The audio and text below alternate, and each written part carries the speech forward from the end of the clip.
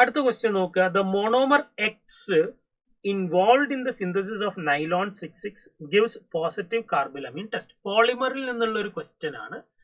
Purely polymer ആണോ എന്ന് ചോദിച്ചാൽ അല്ല. പോളിമറിൽ നിന്നുള്ള നമ്മുടെ നോളേജ് ബേസ് ചെയ്തിട്ട് അവർ എന്ത് ചെയ്തിട്ടുണ്ട്, GOC-യിലേക്ക് ആ ക്വസ്റ്റ്യനെ കൺവേർട്ട് ചെയ്തിട്ടുണ്ട്. ഡുമാസ് മെത്തേഡ് ആയിട്ട് കോറിലേറ്റ് ചെയ്തിട്ടുള്ള ക്വസ്റ്റ്യൻ. ഒബ്വിയസ് ആണ്. നമ്മൾ അഡ്വാൻസിന് പ്രിപ്പയർ ചെയ്യുമ്പോൾ തന്നെ നമ്മൾ മൾട്ടിപ്പിൾ ആയിട്ടുള്ള കൺസെപ്റ്റുകളും മൾട്ടിപ്പിൾ ചാപ്റ്റേഴ്സിൽ നിന്നുള്ള കൺസെപ്റ്റുകളൊക്കെ ക്ലബ് ചെയ്തിട്ടാണ് ക്വസ്റ്റ്യൻ വരിക എന്ന് നമുക്ക് നന്നായിട്ട് അറിയാം. അപ്പൊ ഇവിടെ നൈലോൺ 66 എന്ന പോളിമറിന്റെ മോണോമേഴ്സ് ഏതൊക്കെയാണ്? ഒന്ന് നമുക്കറിയാം, വൺ ഇസ് അഡിപ്പിക് ആസിഡ്, ഒന്ന് അഡിപ്പിക് ആസിഡ് ആണ്.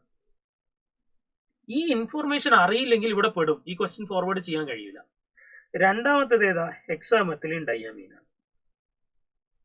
അപ്പോൾ ഈ രണ്ട് മോണോമേഴ്സിൽ ഒരു മോണോമറിനെ കുറിച്ചാണ് അവർ ചർച്ച ചെയ്യുന്നത്. ഒന്ന് ഡുമാസ് മെത്തേഡ് എന്ന് പറഞ്ഞിട്ടുണ്ട്. രണ്ട് കാർബിലമീൻ, പോസിറ്റീവ് കാർബിലമീൻ ടെസ്റ്റ് തരുന്നത്. പോസിറ്റീവ് കാർബിലമീൻ ടെസ്റ്റ് ചെയ്യുന്ന ആരാ? ഹെക്സാമെത്തിലീൻ ഡൈയമീൻ. പ്രൈമറി അമീൻസ് അല്ലേ നമുക്ക് കാർബിലമീൻ ടെസ്റ്റ് ചെയ്താൽ. അപ്പൊ ഹെക്സാമെത്തിലീൻ ഡൈയമീനെ കുറിച്ചാണ് അവർ പറയുന്നത്. എന്താ ഹെക്സാമെത്തിലീൻ ഡൈയമീൻ എന്ന് പറഞ്ഞാൽ NH2 CH2 6 NH2. ഇതാണ് നമ്മുടെ ഹെക്സാമെത്തിലീൻ ഡൈയമീൻ. ഇതിന്റെ ജനറൽ ഫോമിൽ എന്താ വരിക? C6H16 12H14 16 H16N2. സാധാരണ നമ്മൾ പഠിച്ചിട്ടുണ്ട് CXHYNZ. അതിലേക്ക് ഡുമാസ് മെത്തേഡിൽ നമ്മൾ എന്താ ചെയ്യുക? കോപ്പർ ഓക്സൈഡ് ആഡ് ചെയ്യും അല്ലെ? കോപ്പർ ഓക്സൈഡ് ആഡ് ചെയ്ത് ചൂടാക്കും. അതെന്ത് ചെയ്യും? ഓക്സിഡൈസിങ് ഏജന്റ് ആണ്.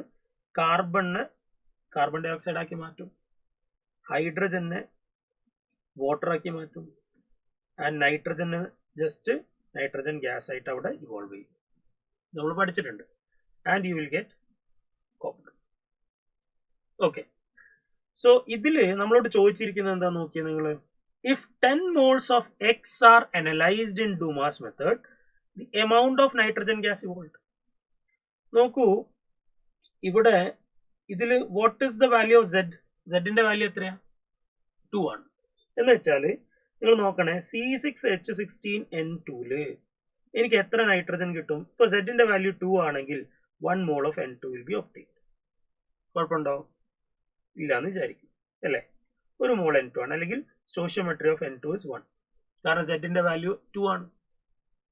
റെഡി അല്ലേ? അങ്ങനെയാണെങ്കിൽ ഇത് ഒരു മോൾ ആണ് ഞാൻ എടുക്കുന്നതെങ്കിൽ ഇവിടെ എനിക്ക് ഒരു മോൾ കിട്ടും എന്നല്ലേ അർത്ഥം. അപ്പൊ ഇതിപ്പോ എടുത്തത് എത്രയാ? 10 മോളാണ് എടുത്തത്. അപ്പൊ 10 മോൾ എടുത്താൽ ഇവിടെ എത്ര കിട്ടണം? 10 മോൾ കിട്ടണം. അങ്ങനെയാണെങ്കിൽ what is the weight of N2? It is number of moles into molar mass. That is equal to 280 gram.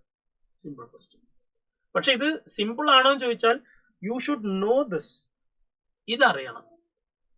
നമുക്ക് NCERT ടെക്സ്റ്റ് ബുക്കിൽ കൊടുത്തിട്ടുള്ള ഓരോ പോളിമേഴ്സിന്റെയും കറസ്പോണ്ടിങ് മോണോമേഴ്സ് അറിയുന്ന ഒരു കുട്ടിക്ക് ഈ ക്വസ്റ്റ്യനിലേക്ക് വരാൻ പറ്റുള്ളൂ. And you also should know this.